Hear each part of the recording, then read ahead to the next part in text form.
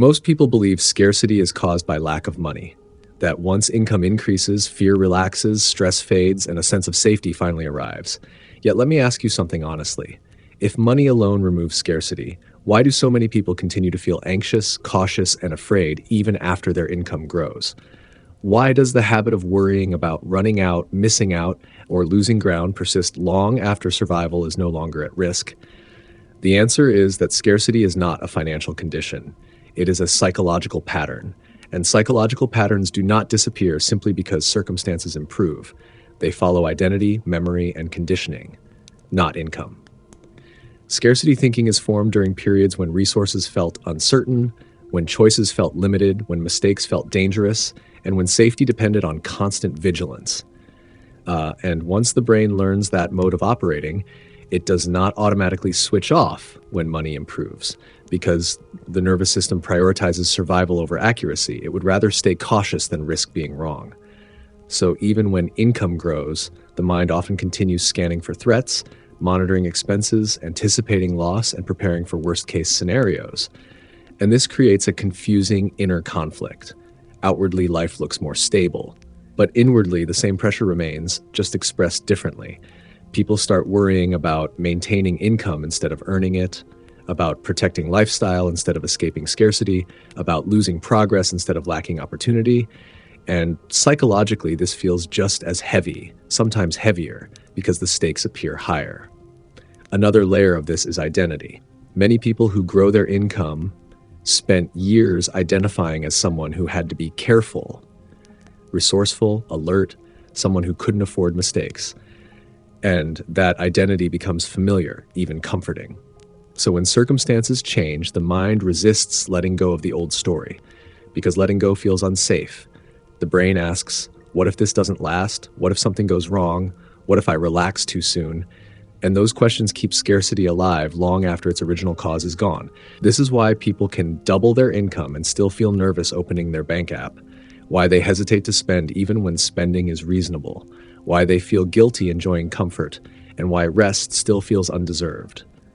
Scarcity thinking turns money into something that must be guarded rather than used, controlled rather than trusted, and this affects decisions in subtle but powerful ways. People delay investing, avoid opportunities, overwork unnecessarily, or hold on too tightly, not because they lack intelligence, but because their internal sense of safety never updated. And this creates a hidden form of exhaustion, because living in scarcity mode requires constant mental energy, constant monitoring, constant self-control. And even when money is sufficient, the mind behaves as if it is not. And socially, this is rarely discussed because scarcity is supposed to disappear with success. So people assume something is wrong with them for still feeling anxious, which deepens the problem, turning a normal psychological pattern into silent self-judgment. But the truth is that scarcity thinking is learned under pressure, reinforced by fear, and maintained by habit. And habits do not dissolve just because conditions change. They dissolve when they are consciously understood and slowly retrained. And until that happens, income growth alone cannot deliver peace, because peace does not come from having more. It comes from feeling safe enough to stop bracing for loss. And this is why scarcity often follows people upward, quietly shaping how they earn, spend, save, and rest, even when the numbers suggest they should finally feel free. Scarcity thinking often begins long before income ever enters the picture, because it is wired into the nervous system through early experiences rather than learned through spreadsheets or numbers, and this is why logic alone struggles to undo it. Let me ask you something honestly. When you think about money, do you feel calm curiosity or immediate tension in your body? Because that reaction tells you more than any budget ever could.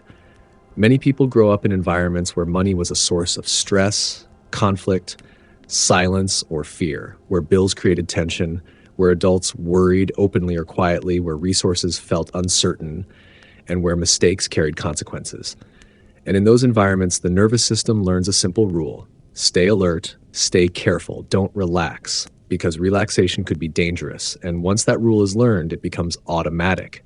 The brain associates money not with choice or freedom, but with vigilance and responsibility.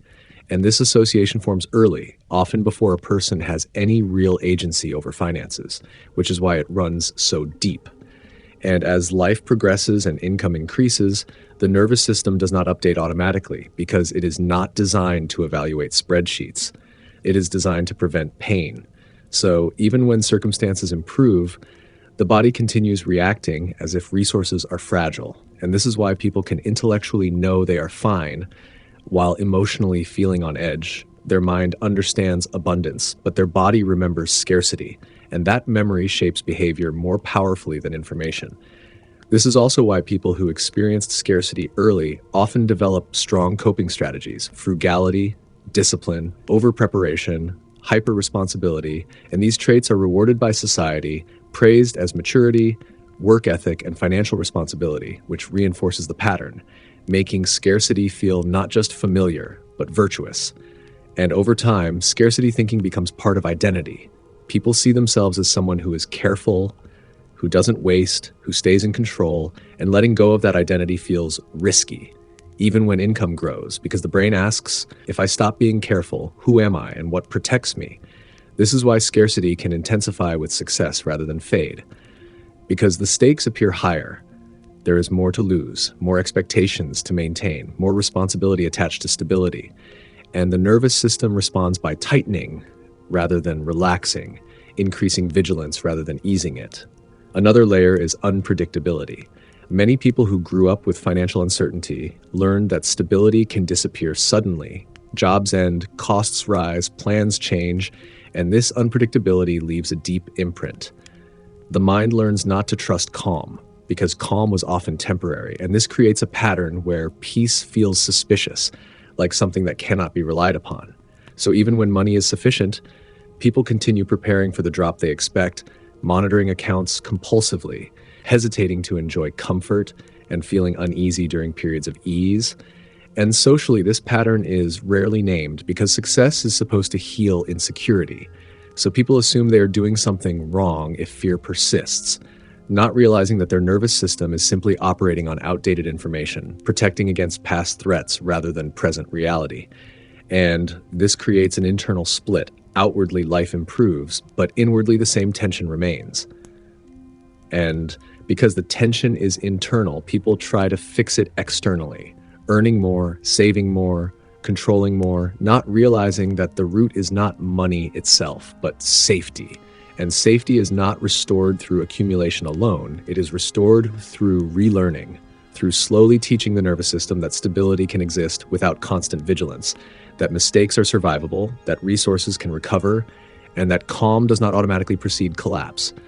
And until this relearning begins, scarcity thinking will continue to follow people upward, quietly shaping their decisions, exhausting their energy, and preventing them from fully inhabiting the life they worked so hard to build, because abundance on paper cannot override fear stored in the body, and freedom requires both to change together. Why earning more can actually increase fear instead of reducing it, and how responsibility quietly keeps scarcity alive. One of the most confusing experiences people have as their income grows is realizing that fear does not disappear. It often intensifies. And this feels backwards, because more money is supposed to mean more safety. Yet, let me ask you something, honestly. Why does earning more often make people more careful, more tense, and more afraid of losing ground? The reason is that higher income increases responsibility faster than it increases psychological safety, because when income rises, life expands around it. Expectations increase, commitments multiply, people rely on you more, systems depend on you more, and suddenly your role is no longer just to earn, but to maintain, to protect, to justify. And this maintenance pressure keeps scarcity alive even as numbers improve. Responsibility is one of the most underestimated drivers of scarcity thinking, because responsibility ties income to identity, to self-worth, to being dependable. And once that connection forms, losing income feels like losing value, not just money. So the mind becomes vigilant, guarding not only resources, reputation, stability, and the version of self others depend on. And psychologically, this creates a constant background fear, not loud panic, but quiet pressure. The sense that you cannot afford to slip, to rest too long, to underperform, or to experiment, because too much is at stake. And this is why many people feel more trapped as they succeed, not less, because the cost of failure increases. And when the cost of failure increases, scarcity thinking strengthens. Another layer is lifestyle dependence. Higher income often brings better housing, better education, better healthcare, better experiences. And while these are improvements, they also raise the baseline of what must be sustained. And once something becomes baseline, losing it feels like collapse, not adjustment. So the mind stays alert, monitoring expenses, planning contingencies, bracing for disruption, even when disruption is unlikely, because the nervous system is not reacting to probability, it is reacting to perceived consequence. And the perceived consequence of loss grows with income. This is why high earners often feel a quiet fear they struggle to articulate. The fear that one bad year could undo years of effort, that one mistake could ripple through many lives, that one pause could expose fragility. And this fear keeps them in scarcity mode, even when resources are objectively sufficient. Another hidden driver is comparison. Because as income grows, comparison shifts upward. People stop comparing themselves to where they came from and start comparing themselves to peers who have more, which keeps scarcity alive through relative deprivation. No matter how much you earn, there is always someone earning more, living better, appearing safer, and this comparison subtly reinforces the feeling of not enough, even when enough has been surpassed. And socially, this is reinforced by narratives that frame high earners as lucky, privileged, or undeserving of stress, which discourages honest conversation.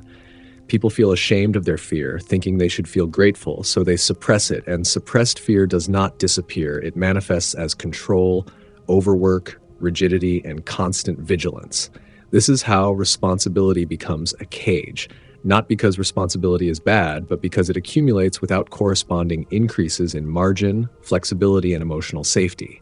And until those things grow together, earning more will not resolve scarcity. It will simply give scarcity more to protect, more to worry about, more to lose.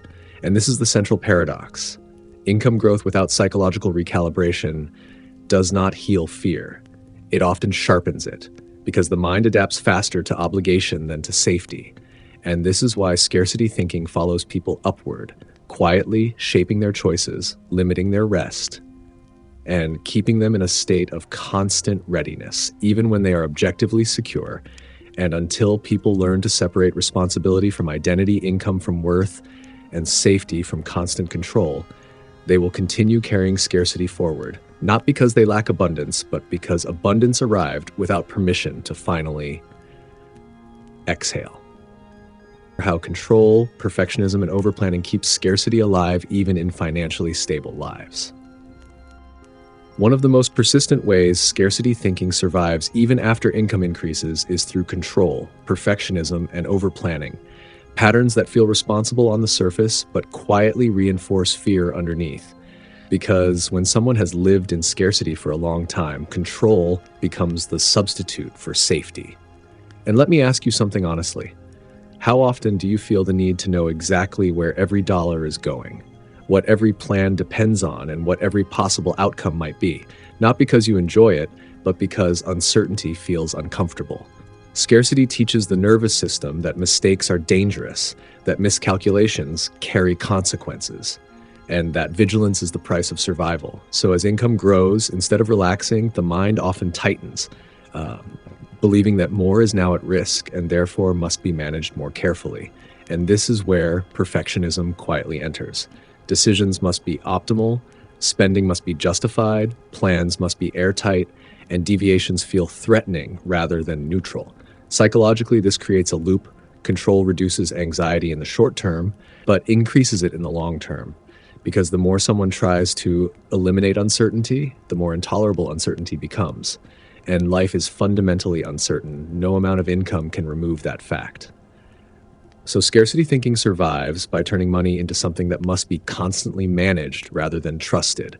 And this shows up in subtle behaviors, checking accounts compulsively, replaying financial decisions mentally, delaying action until conditions feel perfect, avoiding opportunities because they introduce variables, and over-preparing for worst-case scenarios that may never arrive. And while these behaviors are often praised as discipline or responsibility, they carry an emotional cost. They keep the nervous system activated, they prevent rest, and they turn abundance into something that feels fragile, something that must be protected rather than enjoyed. Another layer of this is overplanning, the belief that if every future scenario is mapped out, safety can be guaranteed. But planning becomes a problem when it replaces adaptability, because no plan survives reality unchanged. And when someone relies on plans for emotional safety, unexpected change feels like failure, not normal life. And this reinforces scarcity, because the mind learns that only control equals safety, not flexibility. And flexibility is the true antidote to scarcity, not perfection. This is why people with higher incomes often feel mentally exhausted, not because they lack resources, but because they are constantly managing imagined threats, preparing for losses that may never come, and holding themselves to impossible standards of foresight. And socially, this pattern is reinforced. Careful people are praised, cautious people are respected, planners are rewarded, while those who relax are often labeled careless, which discourages letting go, even when letting go is exactly what is needed to update the nervous system. Another hidden cost of control-based living is decision paralysis. When every choice must be perfect, many choices are delayed, and delayed choices keep life smaller. Opportunities pass, not because someone couldn't afford them, but because the uncertainty felt unsafe, and this keeps scarcity alive in a new form. Not lack of money, but lack of movement, lack of trust, lack of ease, and over time this creates a quiet dissatisfaction. People have what they once wanted, yet still feel tense, alert, and guarded, because abundance arrived without permission to be imperfect, and this is the core issue. Scarcity thinking does not end when income increases. It ends when the nervous system learns that mistakes are survivable, that flexibility is strength, and that safety does not require constant control. And until that lesson is slowly embodied, not intellectually understood, but physically felt, people will continue carrying scarcity forward, managing abundance with fear instead of confidence, protecting stability with rigidity instead of resilience, and wondering why peace still feels just out of reach, even when the numbers finally say they should be fine. How guilt, self-worth, and feeling undeserving keep scarcity thinking alive even in successful lives. Another powerful force that keeps scarcity thinking alive even as income grows is guilt tied to self-worth, the quiet belief that comfort must be earned repeatedly, and that ease is something that can be taken away if it is enjoyed too freely. And let me ask you something honestly. When things are going well financially, do you fully relax into that stability? Or do you feel a subtle need to justify it, explain it, or stay productive so it doesn't feel undeserved? Because many people who come from scarcity internalize the idea that money is fragile and that enjoying it invites loss. So even when they earn more, they carry an invisible moral contract that says do not get too comfortable, do not waste, do not relax too much or something will go wrong. And this belief is rarely conscious. It shows up in behavior. People feel guilty spending on themselves even when it's reasonable. They feel uneasy during rest. They push themselves to stay busy even when there is no immediate need. And psychologically, this guilt functions as a form of control. If I stay vigilant, if I stay humble, if I stay hardworking, maybe the stability will last. But this creates a painful contradiction because abundance is present, yet enjoyment is restricted, money exists, yet peace is postponed. And over time, this creates emotional scarcity, even in financially stable lives. Another layer of this guilt comes from comparison with the past, especially for people who grew up with less. They remember struggle, sacrifice, or family hardship, and part of them feels disloyal enjoying ease, as if comfort somehow invalidates the difficulty they or others endured. So they unconsciously limit themselves, not by earning less, but by allowing less joy, less rest, less freedom. And this keeps scarcity alive internally, even when it no longer exists externally. Self-worth also becomes entangled here. Many people learn to feel valuable through effort rather than presence, through productivity rather than being. And when income grows, that conditioning doesn't disappear. Instead, it tightens. People feel pressure to constantly prove they deserve what they earn, tense to justify their position through overwork, availability, or perfection. And this creates a state where money never feels fully secure, because security is conditional on continued performance. And when worth is tied to output, rest feels dangerous, slowing down feels irresponsible, and ease feels suspicious. And socially, this is reinforced by narratives that praise hustle, sacrifice, and grind, especially for people who came from nothing. The message becomes, you must never forget where you came from, which subtly translates into, you must never fully arrive. And this prevents psychological arrival, the moment where the nervous system finally registers. We are okay now. Another hidden aspect of guilt is fear of judgment. People worry that if they enjoy their success, others will see them as lazy, arrogant, or undeserving. So they downplay comfort, overemphasize struggle, and stay visibly busy, even when there is no practical reason to do so. And this keeps scarcity thinking socially reinforced, because safety becomes tied not just to money, but to perception, and perception is unstable.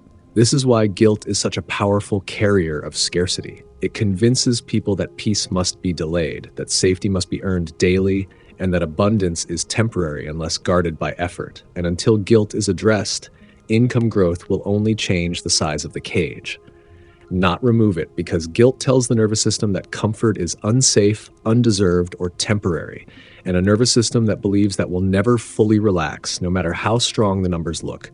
And this is where healing scarcity truly begins, not by forcing gratitude or dismissing fear, but by slowly separating worth from output, allowing rest without justification, and teaching the body that stability does not need to be paid for every day with exhaustion.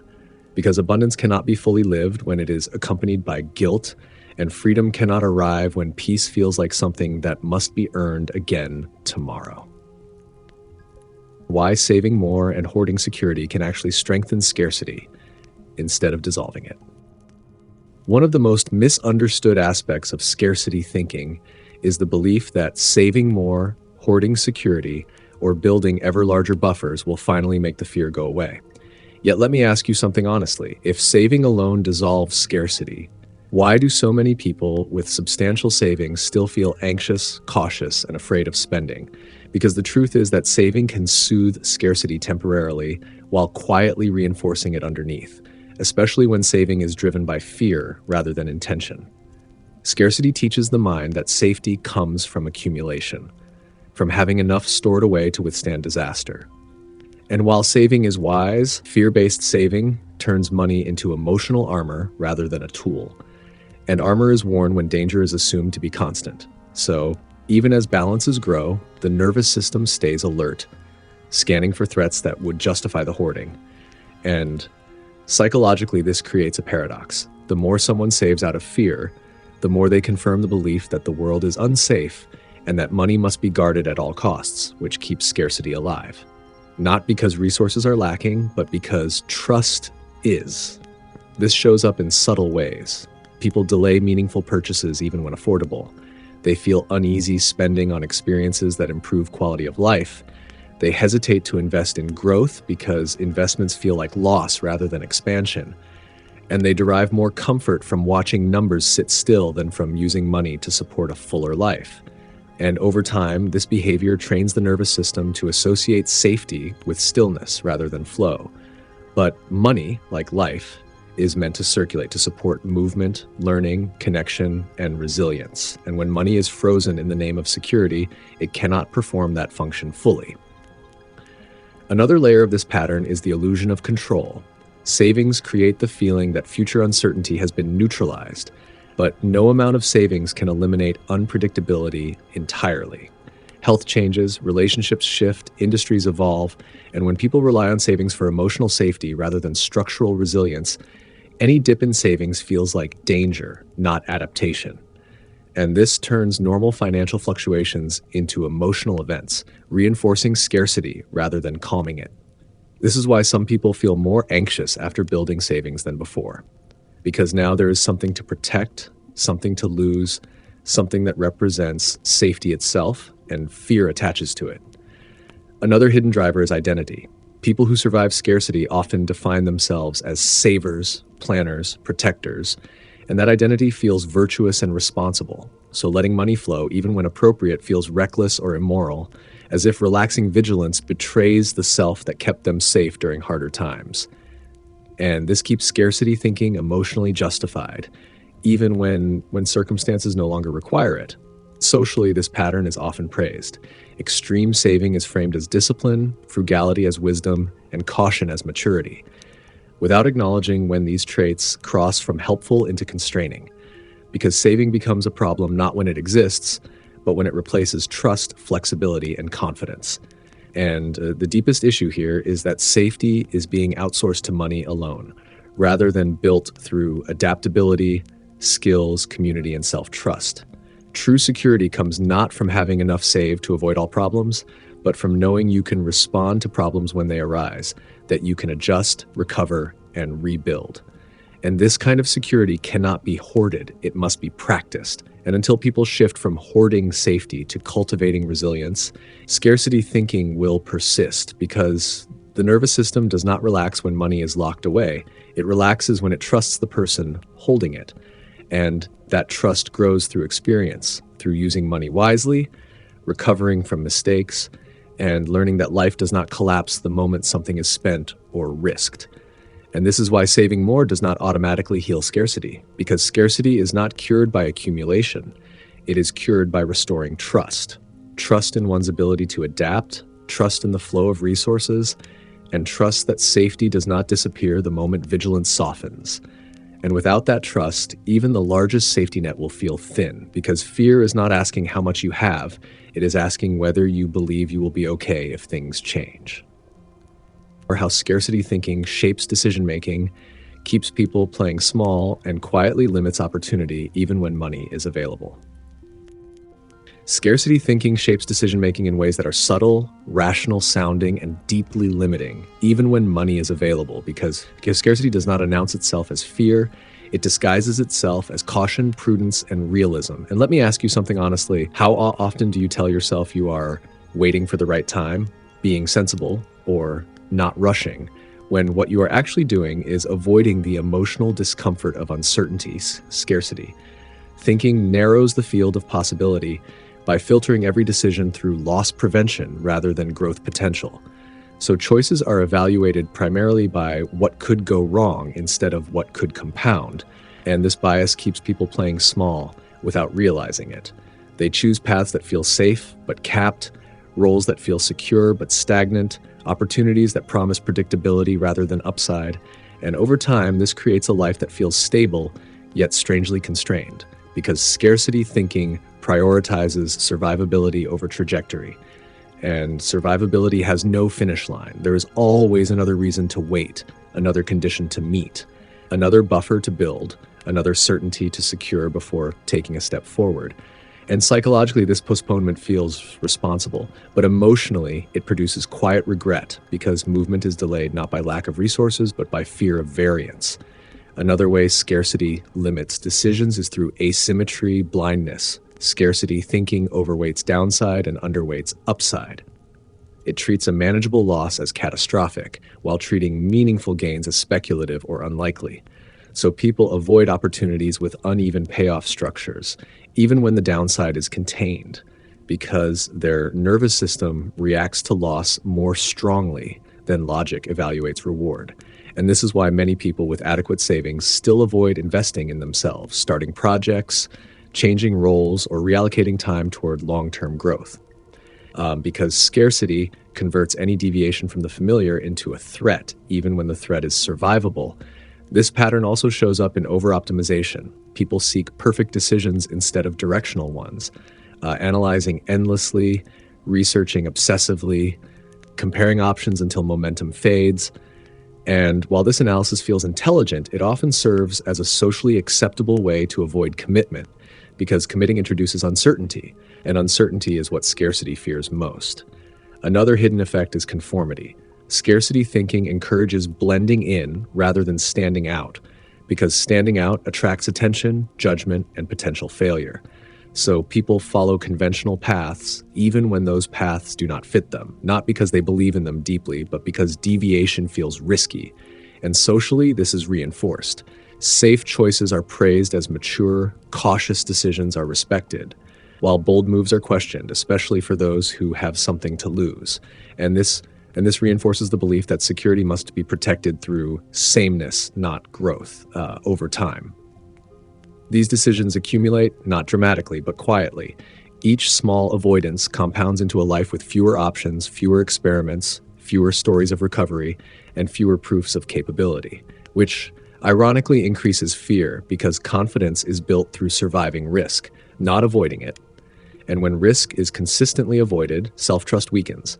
The nervous system never learns that mistakes are survivable, so fear remains unchallenged, and scarcity tightens its grip. This is why people can become more cautious as they age, not because they are less capable, but because they have fewer recent experiences of recovery, fewer examples that show them they can adapt, and scarcity thrives in the absence of evidence to the contrary. And the most painful part is that none of this feels like fear in the moment. It feels like being smart, careful, and responsible. But years later, it can reveal itself as a pattern of underchoosing, of living beneath one's potential, not because of limits, but because of internalized caution.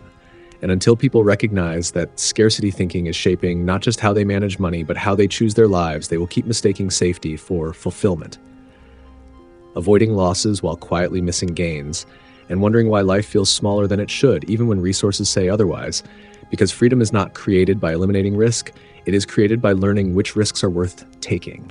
And scarcity thinking blocks that learning by convincing people that no risk is safe enough, even when growth is waiting just beyond the discomfort.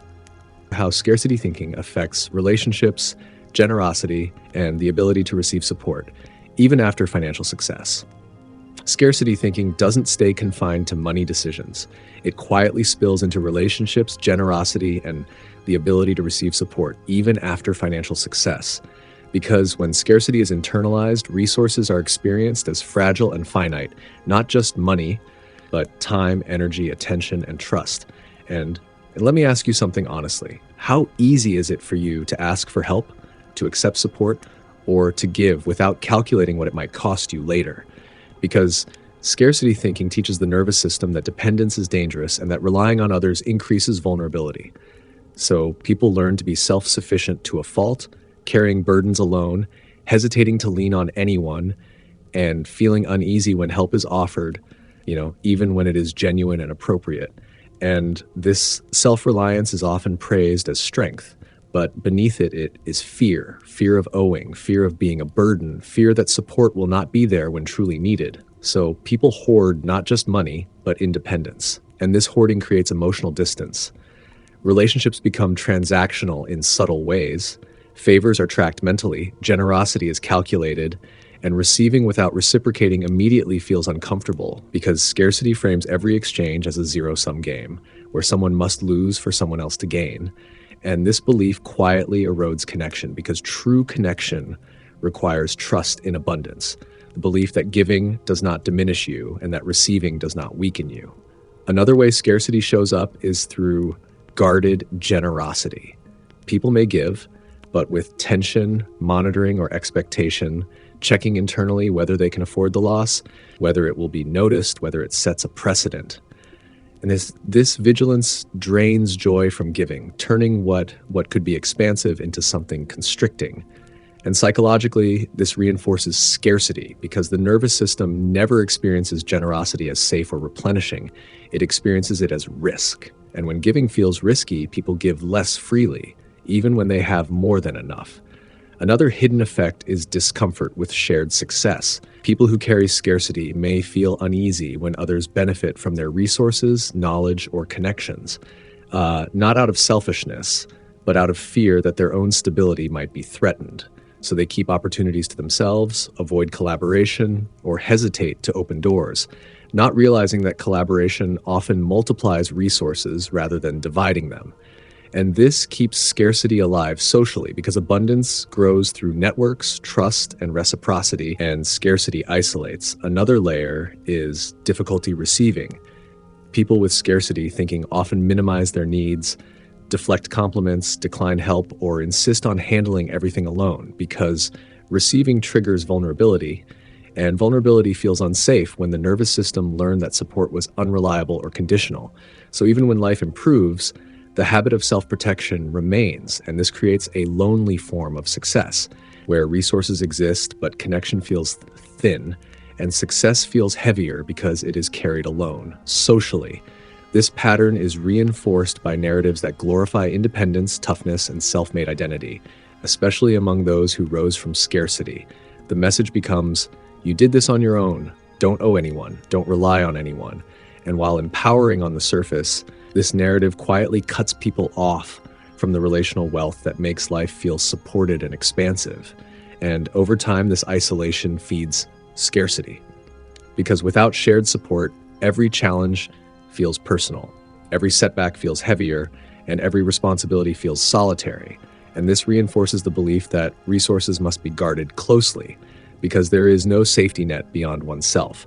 And until this pattern is recognized, financial success will not fully translate into emotional abundance. Because abundance is not just having enough, it is feeling supported, connected, and able to circulate resources without fear. And healing scarcity in relationships requires slowly relearning trust, allowing help without immediate repayment, giving without fear of depletion, and recognizing that safety is not built solely through independence, but through interdependence. And when people begin to experience support as reliable rather than risky, generosity as replenishing rather than draining, and connection as strength rather than liability, scarcity starts to loosen its grip, not because money increased again, but because the nervous system finally learned that it does not have to survive alone. How scarcity thinking affects time, rest, and the ability to slow down even after financial pressure eases. Scarcity thinking has a profound effect on how people experience time, rest, and slowing down, even after financial pressure eases. Because when scarcity has shaped the nervous system, time itself becomes something that must be used, defended, or justified rather than inhabited. And let me ask you something honestly. When you have an unscheduled day or an open afternoon, do you feel relief or subtle anxiety? Because for many people who carried scarcity for years, rest does not feel safe. It feels unproductive, and unproductivity feels dangerous. Scarcity teaches that survival depends on constant motion, vigilance, and effort. So even when income stabilizes, the body remains in a state of readiness, scanning for what must be done next.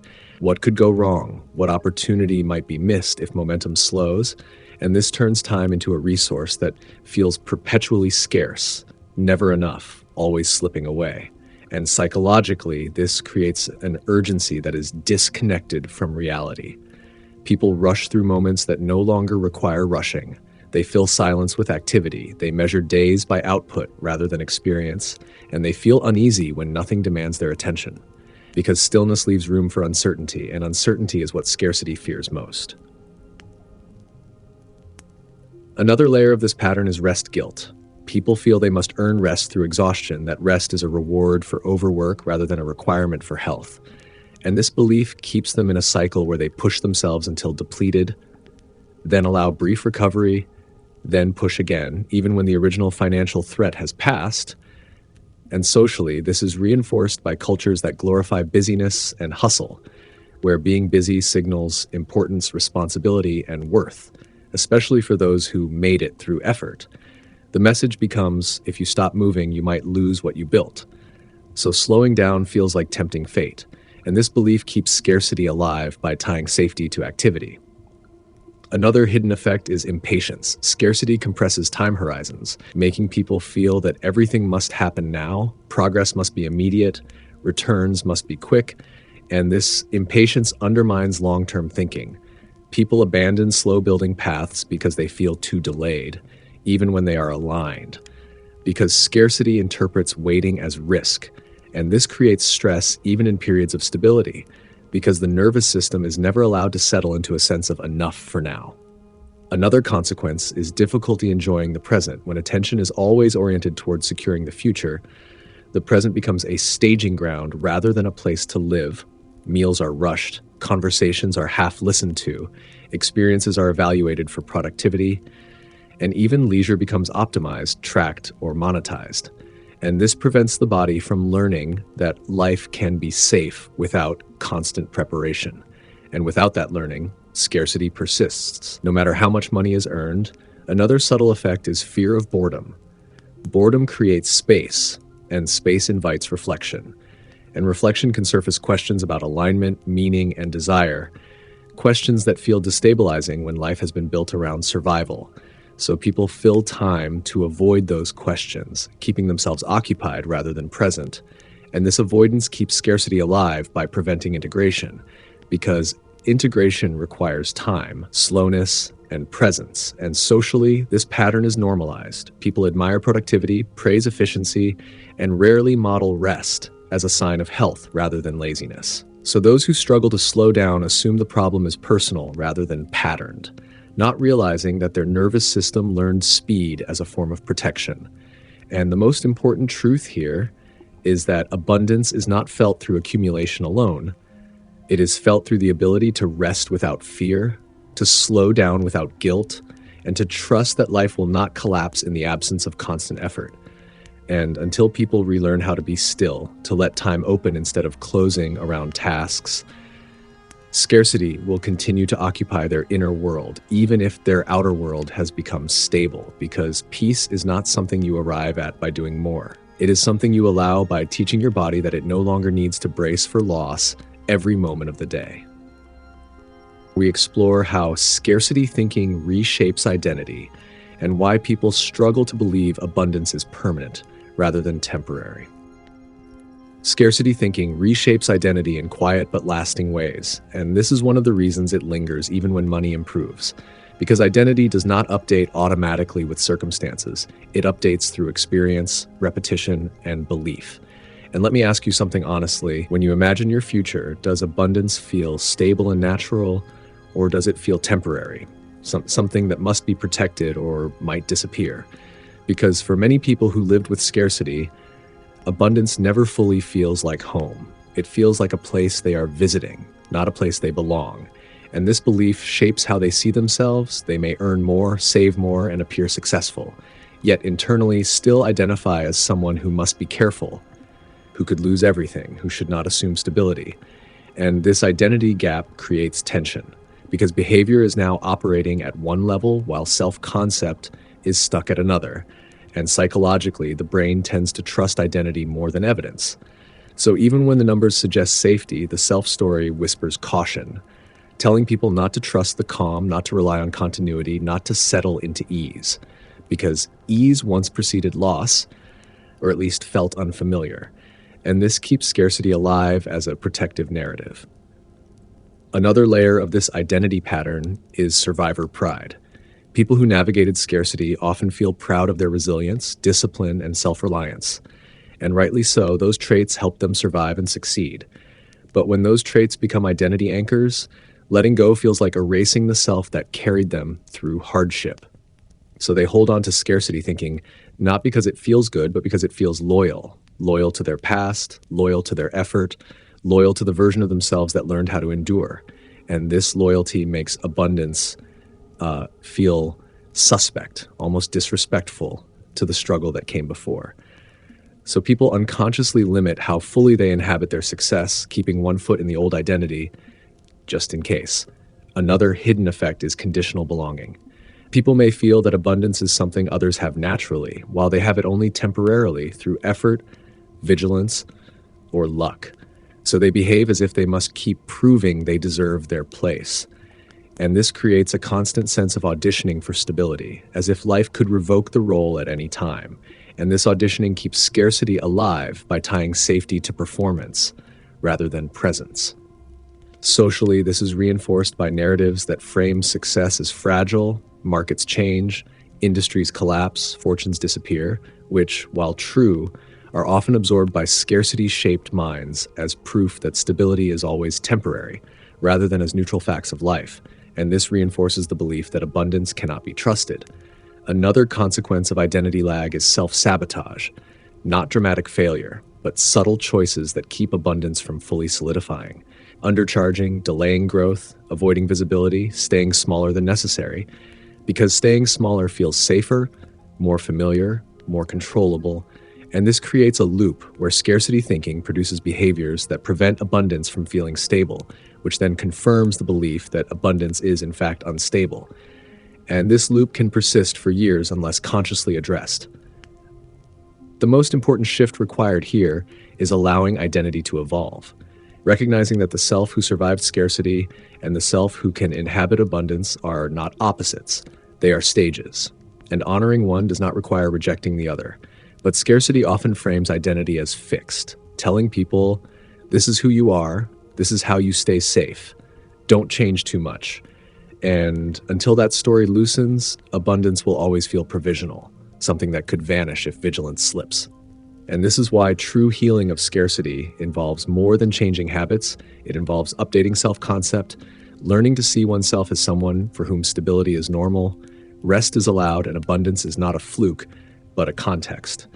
And that update takes time, repetition, and compassion, because identity built under pressure cannot be dismantled abruptly. It must be gently expanded, allowing the nervous system to experience continuity without collapse, ease without loss, and success without punishment. And as that experience accumulates, scarcity begins to lose its grip, not because the past is erased, but because the present finally feels trustworthy enough to inhabit fully. We explore how scarcity thinking can be unlearned gradually without forcing positivity or ignoring reality. Scarcity thinking is not something that can be eliminated through force, affirmations, or positive thinking because it did not arrive through logic, it arrived through lived experience, and this is why it must be unlearned gradually, through safety, repetition, and proof rather than pressure. And let me ask you something honestly. How often have you told yourself that you should feel more secure by now, only to notice that the fear remains unchanged, because telling the mind to relax does not convince the nervous system that it is safe. Scarcity lives in patterns of anticipation, bracing, and self-protection, not in conscious beliefs. So the way it loosens is not through denial, but through exposure to new evidence, small experiences that contradict the old story without overwhelming the system. One of the most important shifts here is learning to tolerate mild uncertainty without immediately neutralizing it, allowing plans to be imperfect, allowing money to move without panic, allowing rest without justification, and noticing that nothing collapses when vigilance softens slightly. Because each time the nervous system experiences stability without constant control, it updates its understanding of safety slowly, incrementally. Another key element is separating sensation from story. Scarcity often manifests as bodily tension, tightness, urgency, or restlessness. And the mind quickly builds a story around that sensation. Something is wrong, I need to act, I'm falling behind. But learning to sit with the sensation without immediately responding teaches the body that discomfort is not danger. And this distinction is crucial. Because scarcity thrives when discomfort is interpreted as threat. Another part of unlearning scarcity is allowing enough to be enough. Practicing completion instead of constant accumulation, noticing when needs are met and consciously naming that moment, not to force gratitude, but to help the nervous system register sufficiency, because sufficiency is a felt state, not a financial metric, and many people never let themselves feel it, even briefly, which keeps scarcity running in the background.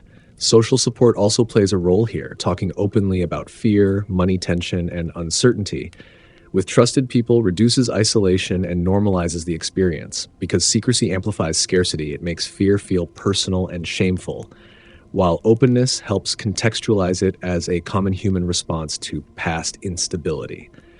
Another important practice is building flexibility instead of certainty.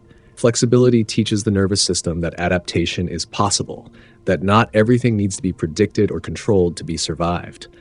And this might look like experimenting in small ways, changing routines, reallocating resources, taking reversible risks, and watching yourself recover when things don't go perfectly.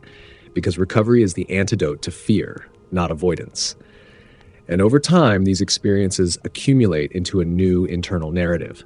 Not one that says nothing bad will happen, but one that says, I can handle what happens. And this narrative is far more stabilizing than any amount of money. Another subtle but powerful shift is redefining success, moving from success as constant accumulation to success as internal ease, spaciousness, and trust. Because as long as success is defined externally, scarcity will keep pushing, telling you that you are not there yet. But when success includes the ability to rest, to pause, to feel safe without proof, Scarcity loses leverage, and it is important to understand that unlearning scarcity does not mean becoming careless, naive, or unprepared. It means becoming proportionate, responding to reality as it is now, rather than as it once was. And this distinction allows responsibility to coexist with peace instead of opposing it. And the most compassionate truth here is that scarcity thinking protected you once, it helped you survive, adapt, and succeed. And it does not need to be shamed or erased. It needs to be thanked and gently released, because the strategies that kept you safe then may be keeping you tense now. And unlearning them is not betrayal. It is evolution, a gradual widening of what feels safe, possible, and allowed. And as that widening continues, scarcity does not vanish overnight, but it softens, loses urgency, and eventually becomes a background memory rather than a governing force, allowing abundance not just to exist, but to be lived. When you're ready, say next, and I'll deliver chapter 12, final, where everything comes together, and we end with integration, hope, and a soft CTA for the mindful brief. Scarcity thinking does not disappear the moment income increases because it was never really about money to begin with. It was about safety, memory, and the nervous system's attempt to protect you in environments where resources felt uncertain. And the most important realization at the end of this journey is that scarcity is not a flaw to fix. It is a strategy that once worked, and strategies that work tend to linger long after conditions change. But they do not have to run your life forever, because while scarcity followed you upward, awareness can help you gently set it down. And this awareness begins with recognizing that peace is not something you earn by accumulating more. It is something you allow by updating how safe the present actually is. Abundance is not proved through numbers alone. It is felt through continuity, through repeated experiences of stability without collapse, ease without punishment, and rest without loss. And each time you allow yourself to pause, to enjoy, to spend thoughtfully, to invest in growth, or to choose alignment over fear, you offer your nervous system new evidence that life no longer requires constant bracing.